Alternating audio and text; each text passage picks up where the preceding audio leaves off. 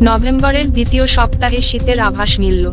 ভোরে হালকা কুয়াশা, শিরশিরানি বাতাস, ভোরের দিকে রীতিমতো খুব হালকা শীতের আমেজ পাওয়া যাচ্ছে।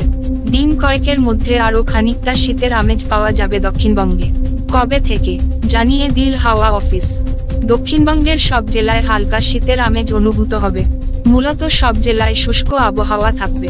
পশ্চিমের জেলাগুলিতে শীত বেশি অনুভূত হবে। দক্ষিণবঙ্গের কোনো জেলায় বৃষ্টির পূর্বাভাস নেই।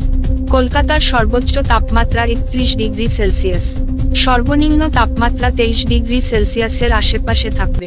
কলকাতাতেও মূলত পরিষ্কার আকাশ এবং শুষ্ক আবহাওয়া থাকবে। আপাতত কলকাতা সহ দক্ষিণবঙ্গের কোনো জেলাতেই জাঁকিয়ে ঠান্ডার পূর্বাভাস নেই। দক্ষিণবঙ্গে বৃষ্টি থেকে রেহাই পাওয়া গেলেও উত্তরবঙ্গে চলতি সপ্তাহেও বৃষ্টি হবে। হাওয়া অফিস জানিয়েছে, বৃষ্টি হতে পারে দার্জিলিংয়ে। দার্জিলিংয়ে বিক্ষিপ্তভাবে হালকা বৃষ্টি হতে পারে। ভারী বৃষ্টির সম্ভাবনা নেই। কালিম্পংয়ে বিক্ষিপ্ত বৃষ্টি হতে পারে। জলপাইগুড়িতে শুধুমাত্র বুধবার বৃষ্টির সম্ভাবনা রয়েছে। উত্তরবঙ্গের বাকি জেলাগুলিতে শুষ্ক আবহাওয়া থাকবে। ব্যুরো রিপোর্ট, জেলার বার্তা।